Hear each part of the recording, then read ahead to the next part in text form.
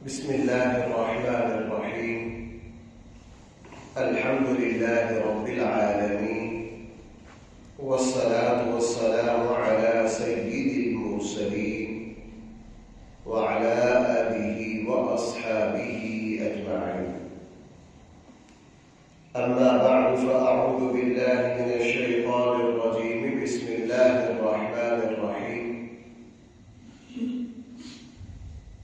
وَإِذَا سَمِعُوا اللَّغْوَ أَعْرَضُوا عَنْهُ وَقَالُوا لَنَا أَعْمَالُنَا وَلَكُمْ أَعْمَالُكُمْ سَلَامٌ عَلَيْكُمْ لَا نَبْتَغِي الْجَاهِلِينَ إِنَّكَ لَا تَهْدِي مَنْ أَحْبَبْتَ وَلَكِنَّ اللَّهَ يَهْدِي مَن يَشَاءُ وَهُوَ أَعْلَمُ بِالْمُهْتَدِينَ. صدق الله.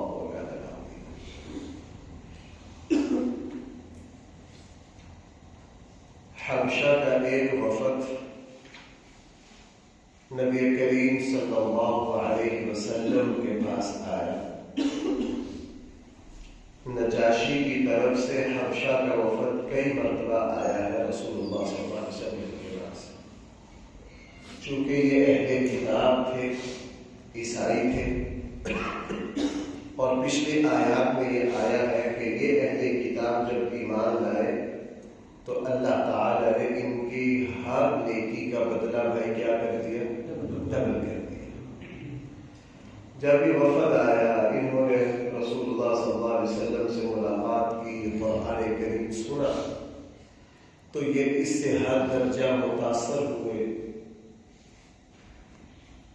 اور پھر وہیں سے اللہ تعالیٰ نے ایسا ان حضرات کو ایمان کی دولت دی. تو کچھ کافروں نے ان پر ایک بدترین تبصرہ کیا. انہوں نے کہا کہ دیکھو کیسے پاگل لوگ ہیں، پہلے سے ان کے پاس کتاب ہے، پہلے سے ان کے پاس ایک نبی کی تعلیمات موجود ہے، اتنی دور سے آئے ہیں، اتنی دور سے آئے ہیں، کیا ان کو کیا خاص بات نظر آ گئی ہے یہاں آ کے کہ اتنی دور سے آ کر یہ نیا دین قبول کر رہے؟ یہ تبصرہ کیا. جب ان لوگوں نے یہ بات سنی حبشہ کے اس وفد میں، تو انہوں نے بڑا اچھا رویہ اپنایا. انہوں نے کہا بھائی یہ لوگ جاہل ہیں، ہم جاہلوں کو سلام نہیں کر سکتے ہیں، ہمارے پاس جاہلوں کے ساتھ بحث مباحثہ کا موقع اور وقت نہیں ہے.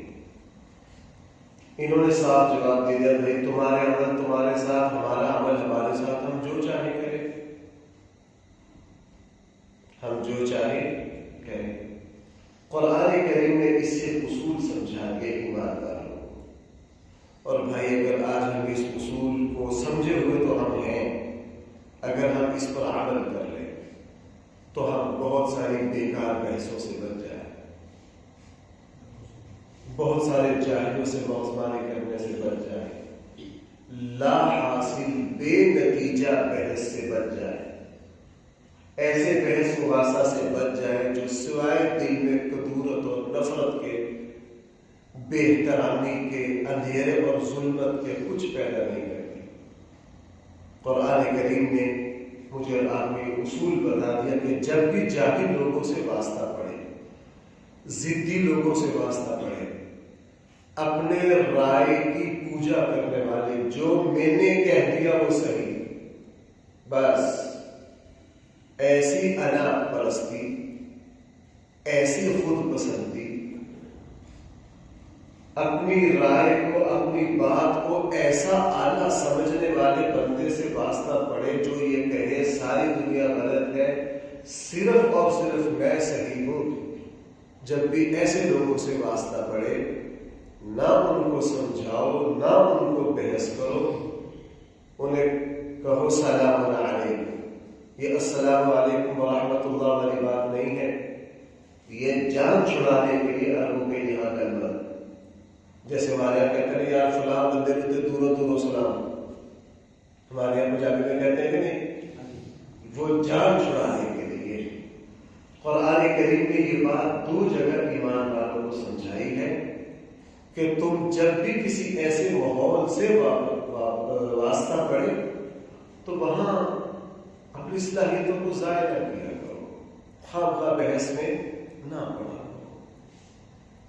انہیں کہو تمہارے عمل تمہارے ساتھ، ہمارے عمل ہمارے ساتھ۔ رسول اللہ صلی اللہ علیہ وسلم اور آپ کے صحابہ اور امت میں بڑے بڑے علماء اولیاء اللہ کا یہی طریقہ تھا کہ وہ جہاں دیکھتے کہ یہاں بحث برائے بحث ہے، یہاں ضد برائے ضد ہے، وہ ایسی جگہ سے اپنے دامن کو 100% بچاتے تھے۔ بقول شیخ سعدی رحمہ اللہ کے ایسے جاہلوں سے بغضباری کرنا یہ اس طرح ہے جس طرح پتھر پر اپنا سر مارنا، سوائے اپنا سر پھوڑنے کے اور کچھ بھی حاصل نہیں ہوگا۔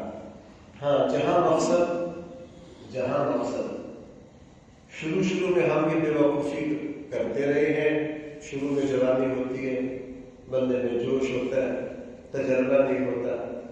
الحمدللہ جیسے جیسے اللہ تعالیٰ مزاج میں ٹھہراؤ پیدا کرتا ہے، اب کوشش یہ کرتے ہیں کوئی دوست فون پر بات کرے، جہاں ہلکا سا بھی شک پڑ جائے کہ بھائی اس کا مقصد بحث کرنا ہے، تو ان سے اسی وقت معذرت کر لیتے ہیں، ان سے اسی وقت کیا کر لیتے ہیں، معذرت کر لیتے ہیں کہ بھائی بحث برائے بحث سوائے دل میں اندھیرا پیدا کرنے کے، اپنی روحانیت کو ضائع کرنے کے، اپنے وقت کو ضائع کرنے کے اور کچھ بھی حاصل ہے۔ ایسا نہیں آپ کہیں سفر میں جا رہے ہیں، کسی جگہ بیٹھے ہیں، کسی ہسپتال میں کام گئے ہیں، کسی عوامی اور پبلک کی جگہ گئے ہیں، وہاں دو بندے کسی موضوع پر بحث رہے ہیں، تیسرے آپ شامل ہو گئے بیچ میں، نہ وہ اس کو جانتا نہ یہ اس کو جانتا، چل رہی ہے بحث۔ ایسا ہرگز نہ ہو۔ اس کا قرآن نے فرمایا وَإِذَا سَمِعُوا، یہ اہل کتاب ایمان والے کا طرز عمل یہ ہے، سمعوا اللغو، جب یہ کوئی فضول بات سنتے ہیں، کوئی بیہودہ بات سنتے ہیں، اعرضوا عنہ، بھائی اسے کیا کرتے ہیں، منہ پھیر لیتے ہیں۔ وہ کہتے ہیں بھائی آگے سے کیا جواب دیتے ہیں، وقالوا، یہ کہتے ہیں لنا اعمالنا ولکم اعمالکم، ہمارے لیے ہمارے اعمال، تمہارے لیے تمہارے اعمال، ہمارے پاس کیا نہیں۔ بہت ساری پرانی بات ہے، اس وقت گرمی کے روزے کی شدت تھی، شاید جون کے روزے چل رہے تھے، بندہ ویسے بھی تھکا ہوتا ہے، اصل کے بعد میں لائبریری میں بیٹھا، پوری ٹرالی بھر کے آ گئی گاؤں سے، جی ہمارے یہاں رات جھگڑا ہو گیا، تراویح 8 ہے یا تراویح 20۔ اچھا جب وہ پوری ٹرالی آئی نا، سب 18 20 سال کے لڑکے، ان میں ایک میرے یہاں جو پڑھنے آتے تھے 1 سال، ان کے یہاں وہاں جاتے ہیں، ان سے جاتے ہیں، اس پوچھ لیتے، وہ جب میرے پاس آ کے بیٹھے نا تو مجھے ان کے ظاہر حلیے سے لگ گیا کہ لگتا ہے ان میں نماز پڑھنے والا بھی کوئی نہیں۔ فکر کس کی ہے؟ میں نے ان سے پوچھا، اب میں بھی تھکا ہوا تھا، اللہ یہ اللہ ہے، ان سے جلدی جان چھوڑا کس طرح، اللہ نے فوراً مدد کی۔ میں نے ان سے پوچھا یار آپ نے 8 والے کون سے ہیں؟ ان میں سے 5 نے ہاتھ کھڑا کیا۔ 20 والے کون سے ہیں؟ میں نے 8 والوں سے پوچھا پورے رمضان آپ نے 8 پڑھی ہے؟ وہ سامنے والے ہنس پڑے، ان کے انہوں نے 1 دن نہیں پڑھی۔ میں نے 20 والوں سے پوچھا تم نے 20 پڑھی؟ اس میں سے 2 نے کہا پڑھی ہے، باقی نے۔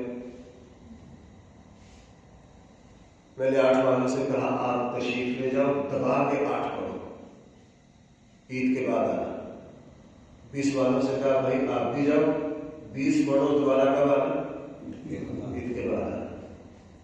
رمضان میں فارغ ہوتے ہو، بیٹھے ہوتے ہو، بس بیٹھے، تراویح 8 ہے یا 20، نہ اس نے پڑھی نہ اس نے پڑھی، بحث برائے بحث۔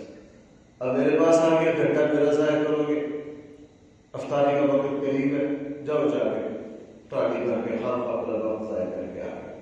اور ہمارے یہاں یہی بحثیں فضول، ہمارے یہاں یہی بحثیں فضول، کرنا کرانا کچھ ہے نہیں۔ ٹی وی چینلوں پر لوگ بیٹھے ہیں، ٹی وی چینل جو ہے یہ بہت بھاری آمدنوں کا ذریعہ ہے۔ یوٹیوب پر بیوقوفوں کا ٹولہ بیٹھا ہوتا ہے، وہ مہینے کا لاکھوں کروڑوں کماتے ہیں، جھوٹ بناتے ہیں، عوام خواہ فضولیات، مقصد پیسہ، کوئی مقصد نہیں، کوئی رسول نہیں، کوئی خیر خائی نہیں، الفاظی آتی ہے، الفاظوں کی جنگ آتی ہے، تنقید کرنا آتی ہے، جھوٹ کو سچ کو جھوٹ بنانا آتا ہے، بولنے کا ملکہ آتا ہے، بس چلا رہے ہیں، رڑ کرے ہیں۔ وہ کہتے ہیں پانی میں مدھانی چلا رہے ہیں، پانی سے مکھن نکالیں گے، دیسی گھی نکالیں گے پانی سے، اپنے آپ کو ان پیسوں سے بچا۔ وَقَالُوا لَنَا أَعْمَالُنَا، صاف یہ جواب دے دیتے بھائی ہمارے لیے ہمارا عمل ہے، وَلَكُمْ أَعْمَالُكُمْ، تمہارے لیے تمہارا عمل ہے، سلام علیکم، تم پر سلامتی ہو، تمہیں دور سے سلام ہے، لا نبتغي الجاہلین، ہم جاہلوں کے پیچھے نہیں پڑتے، ہم جاہلوں کو تلاش نہیں کرتے، ہمیں جہالت سے کوئی غرض نہیں ہے۔ یہ بات مکمل ہو گئی اہل کتاب کی۔ آگے قرآن کریم نے ایک اصول بیان کیا ہے رسول اللہ صلی اللہ علیہ وسلم کے لیے اور حضور کے بعد ہر مسلم داعی امتی کے لیے۔ وہ کیا ہے؟ اللہ کے نبی صلی اللہ علیہ وسلم ہر وقت اس تڑپ اور اس کڑک میں رہتے کہ ہر کافر جو ہے وہ اسلام قبول کر لے۔ آپ علیہ الصلوۃ والسلام ہر وقت اس تڑپ میں رہتے، اس لگن میں رہتے، دن رات آپ علیہ الصلوۃ والسلام کو ایک ہی فکر، ایک ہی لگن، اور یہ کیفیت اکثر بے قراری کی حد تک پہنچ جاتی۔ بھائی یہ کیفیت اکثر کس حد تک پہنچ جاتی؟ بے قراری کی حد تک پہنچ جاتی۔ قرآن کریم نے رسول اللہ صلی اللہ علیہ وسلم سے فرمایا، اللہ کے رسول انک لا تہدی من احببت، آپ سیدھی راہ نہیں دکھا سکتے، آپ ہدایت نہیں دے سکتے جس کو چاہے۔ ہدایت کون دے گا؟ اللہ دے گا۔ آپ کا کام سیدھی راہ دکھانا ہے، آپ کا کام منزل کا راستہ دکھانا ہے، آپ کا کام صراط مستقیم کی نشاندہی ہے، آپ کا کام سمجھانا ہے۔ پھر وہ بندہ منزل مقصود تک پہنچے گا یا نہیں پہنچے گا، یہ اختیار کس کے پاس ہے؟ یہ اللہ کے پاس ہے۔ آپ پریشان نہ ہو، آپ کا کام راستہ دکھانا ہے، صراط مستقیم کی نشاندہی کرنا ہے۔ آپ یہ بتا سکتے ہیں بھائی میں اللہ تک یوں پہنچ سکتے ہو، جنت تک یوں پہنچ سکتے ہو، یہ راستہ جہنم کی طرف جا رہا ہے۔ آپ کا کام راستہ دکھانا ہے، آپ کا کام کسی کو پکڑ کے منزل تک پہنچانا نہیں ہے۔ یہ اختیار کس کے پاس ہے؟ یہ صرف اور صرف اللہ کے پاس ہے۔ اور اس آیت کا سب سے زیادہ اظہار اس وقت ہوا جب رسول اکرم صلی اللہ علیہ وسلم کے چچا محترم، اور بھائی اس بات کو کرتے ہوئے دل دکھتا ہے لیکن اللہ کے فیصلے پر کوئی بول نہیں سکتا۔ بعض فیصلے یہ اللہ ہی جانتے ہیں، اس کائنات کے راز کو، اس کائنات کے راز کو اللہ ہی جانتے ہیں۔ یہ ہماری عقل سے اوپر کا جہان ہے۔ انسان کا علم، انسان کا عقل، انسان کی عقل بہت ساری چیزوں کا فیصلہ نہیں کر سکتی۔ مثلا رسول اللہ صلی اللہ علیہ وسلم کے چچا محترم جناب ابو طالب، اللہ کے نبی کے مہربان چچا، ساری زندگی کفالت کی، ساتھ دیا، مکہ کے مشکل ترین حالات میں رسول اللہ صلی اللہ علیہ وسلم کا 100% دفاع کیا، یہاں تک کہ جب پورے مکہ نے جب بنو ہاشم سے بائیکاٹ کیا تو سب کو لے کر کہاں چلے گئے اپنی حویلی میں، اور خود بھی رسول اللہ صلی اللہ علیہ وسلم کے ساتھ یہ 2.5 سال کی سخت ترین تکلیف اور آزمائش دیکھی، اللہ کے نبی سے بڑی محبت کی، والد والا حق ادا کیا، لیکن صحیح احادیث میں ہے، میں کیا الفاظ استعمال کر رہا ہوں، چونکہ یہ بیان درس دور دور جاتا ہے اور ہمارے یہاں اس مسئلے میں بہت افراد و تفریق ہے. صحیح مسلم میں، صحیح بخاری میں ایک نہیں، دو نہیں، جب صحیح احادیث آ گئی بہت زیادہ آ گئی.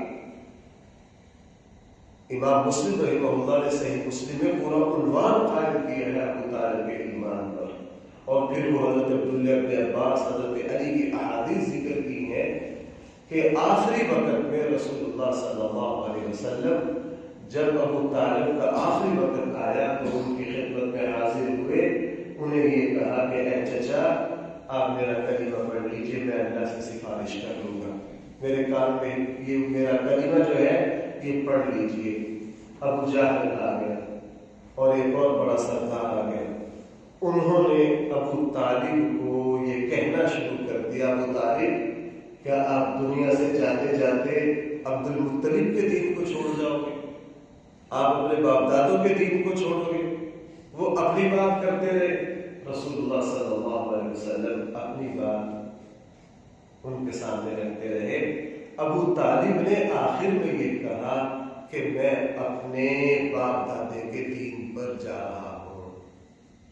حضور علیہ السلام کے دین کو قبول نہیں کیا. اور بھائی میں اپنی طرف سے نہیں کہہ رہا، ہمارے یہاں ایک فرقہ بڑا شور مچا دیتا ہے اس پر. میں اپنی طرف سے نہیں کہہ رہا، صحیح مسلم ہے، احادیث میں ہے. ہم تو صرف نقل کرنے والے ہیں کہ رسول اللہ صلی اللہ علیہ وسلم نے خود حضرت علی سے کہا کہ اپنے مشرک والد کو کسی گڑھے میں کیا کر دو، دفن کر دو. حضور نے الفاظ صحیح احادیث میں ہے، میں بار بار حوالہ دے رہا ہوں. اب ہمارا تعلق چونکہ اہل سنت والجماعت سے ہے، ہم ڈبل ازمائش میں آ جاتے ہیں. ایک ازمائش ہم پر یہ آ جاتی ہے کہ حضور کے محترم چچا ہے، ان کے بارے میں زیادہ گفتگو، چونکہ اس سے اللہ کے نبی کو کیا ہو سکتی ہے، تکلیف. ہمارے یہاں دو طرح کے لوگ ہیں. ایک مکہ فکر تو ان کو پیدائشی نبی مانتا ہے، نبی تک کہہ دیتا ہے. کس تک؟ وہ کہتے ہیں کیسے ہو سکتا ہے کہ ایک نبی کو پالنے والا خود نبی نہ ہو. اور اسی کے کچھ حصے ہیں روافظ جو ہے، میرا اشارہ بھی روافظ کی طرف ہے، وہ ان کو پیدائشی مومن مانتے ہیں. حضرت خدیجہ کو، سب کو، ان کو پیدائشی کو بہت غلو کرتے ہیں اور وہ ان ساری احادیث کا انکار کرتے ہیں. خود ان کی کتابوں میں بھی یہ بات موجود ہے، وہ اس کو بھی نہیں مانتے. ہمارے یہاں اہل سنت کے مکاتب فکر میں ایک مکتب فکر ہے. اس مکتب فکر میں آج کل دو دھڑے پورے پاکستان اور ہندوستان میں چل رہے ہیں. اس پر بڑے بڑے مناظرے ہو رہے ہیں. آدھا دھڑا شیعہ روافظ کی طرف ہے اور آدھا اہل سنت کی طرف ہے. اور پاکستان کے جو دو مکاتب فکر ہے وہ متفق ہے صحیح احادیث کی بنیاد پر کہ ابو طالب ایمان نہیں لائے، چونکہ صحیح احادیث میں یہ بات آ گئی.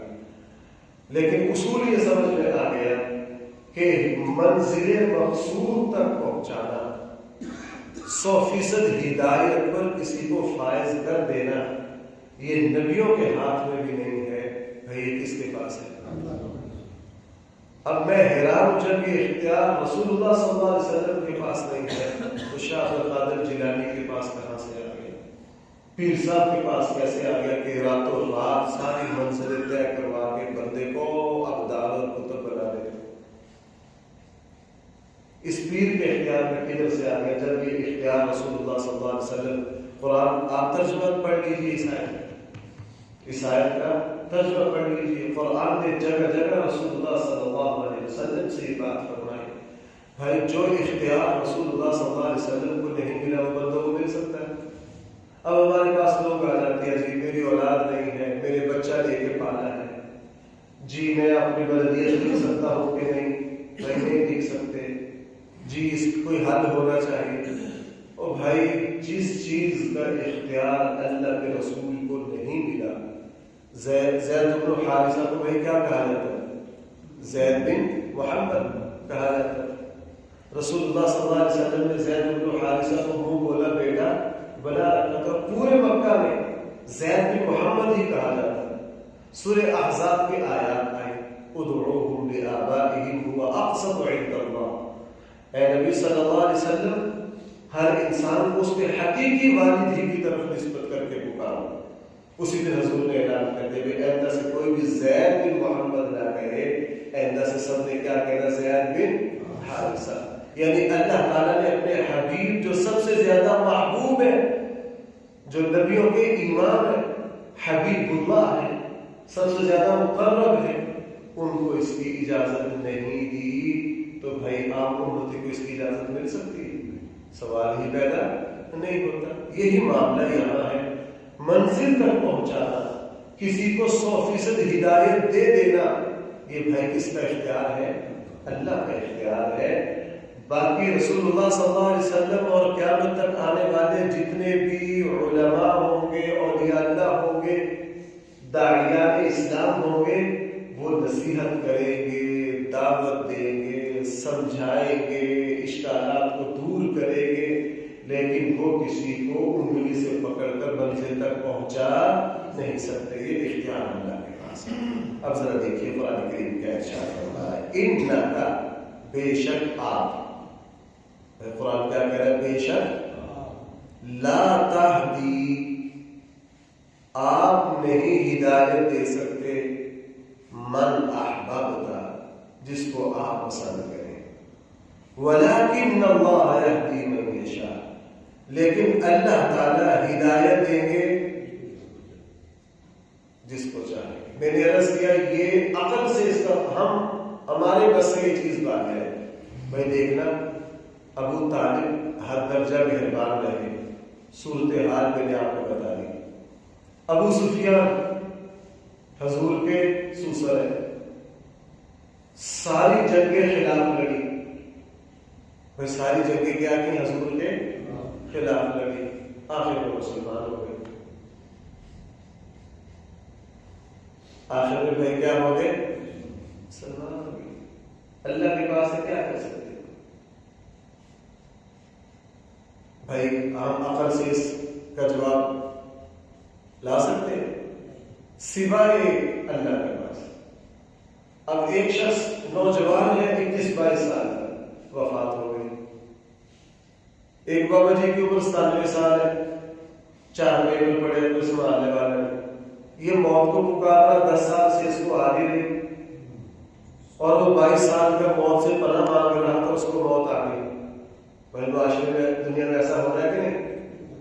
ہم اس کو حل کر سکتے ہیں, یا اللہ 22 سال والے کو موت کیوں آئی, اس 97 سال والے بابے کو کیوں نہیں آئی؟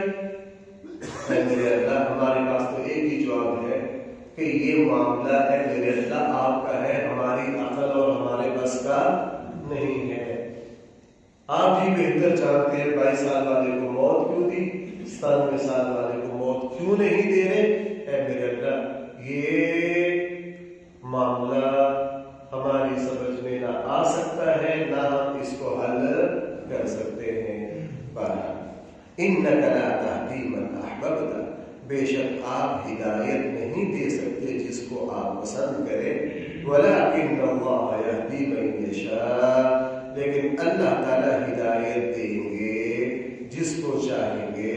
وَهُوَ أَعْلَمُ بِالْمُهْتَدِينَ, وہی اچھی طرح جانتا ہے کہ کون ہدایت یافتہ ہے اور کون ہدایت یافتہ نہیں ہے. اللہ تعالیٰ ہم سب کو صحیح فہم عطا فرمائے.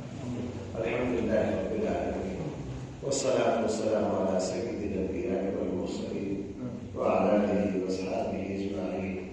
ربنا آتنا فی الدنیا حسنة وفی الآخرة حسنة وقنا عذاب النار. صلی اللہ تعالی علی خیر خلقہ سیدنا محمد